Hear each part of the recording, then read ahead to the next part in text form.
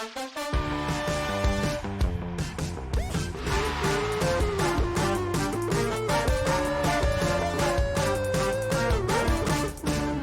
guys, kembali lagi di podcast Enakin Aja. Nah, sekarang kita sudah di episode kelima nih.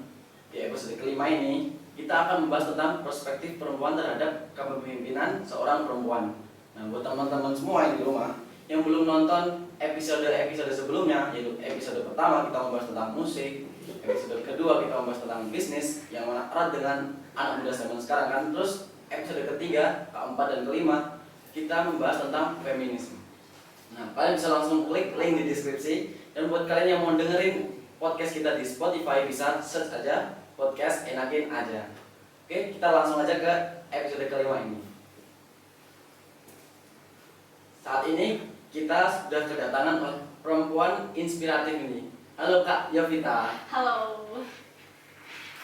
Kak Yovita, hari ini sibuk ngapain?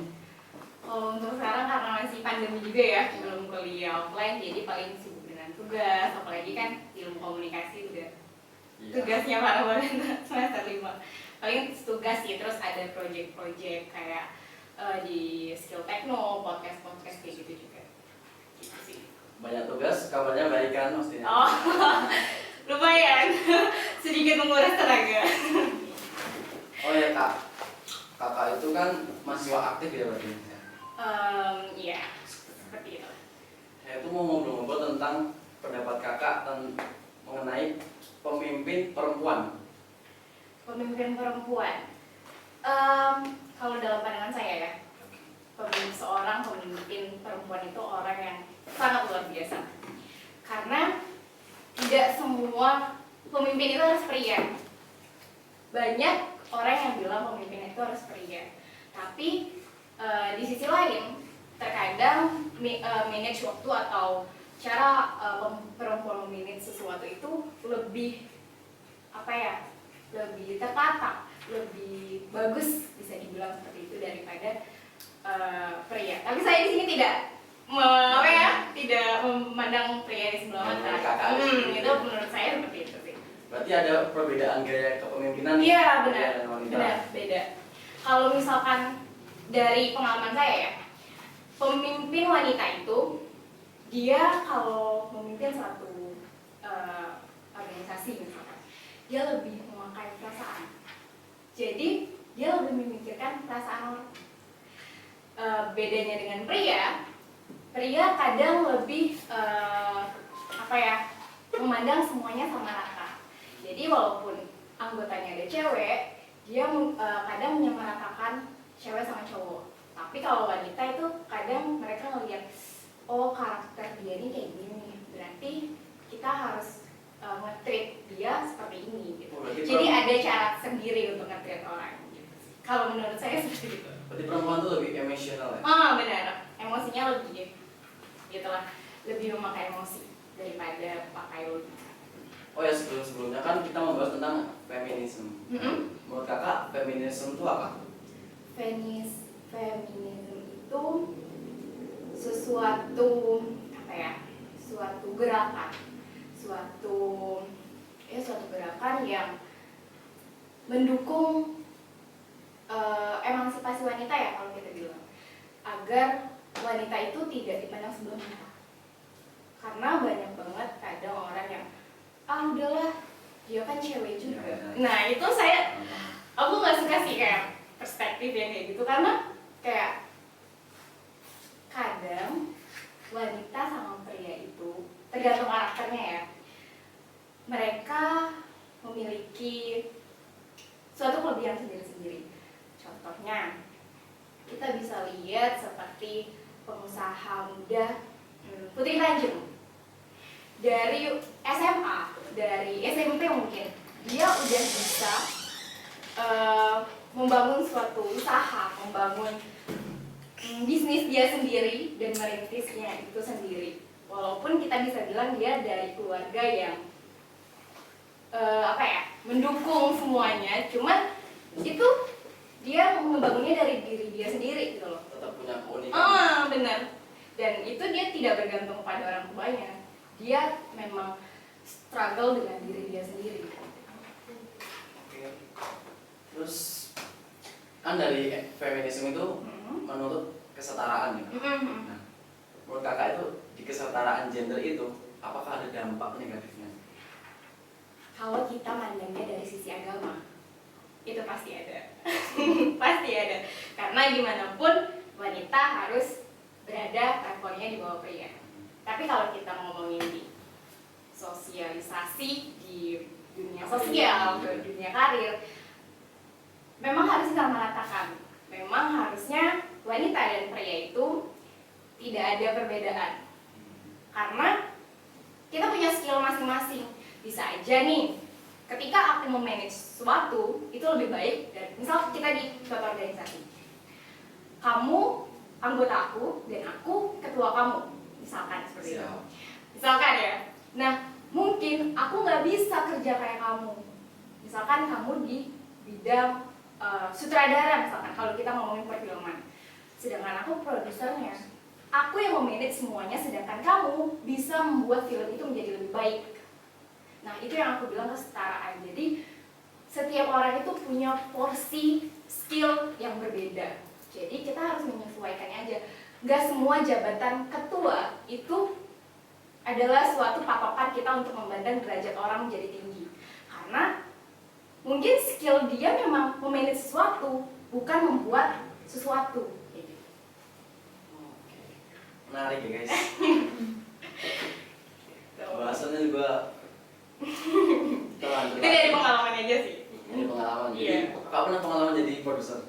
Enggak, kalau produser enggak, cuman kalau dari kayak SMP, SMA itu memang megang forum OSIS Kota Jambi. Jadi memang dari situ sih belajar gimana sih cara memanage sesuatu forum. Iya benar.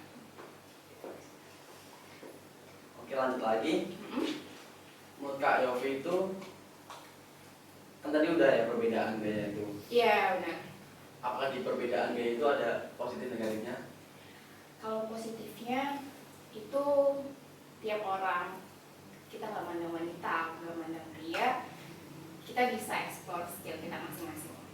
Tapi kalau di sisi negatifnya, kita jadi kalau misalkan si cewek atau perempuan ini dia terlalu ambis dengan diri dia, jatuhnya kita jadi merendahkan pria yang ada di organisasi atau kelompok tersebut.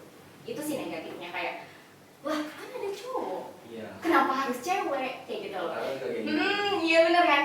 Jadi kayak ternyata di balik itu bukan kita mandang yang tadi aku bilang, bukan mandang derajatnya, tapi memandang gimana sih skill dia. Kayak gitu. Tuh.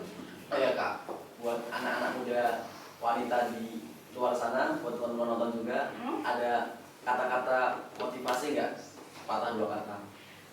Motivasi ya, apalagi untuk di masa pandemi ini, aku cuma pengen bilang ke teman-teman yang nonton podcast Enakin Aja, Iya.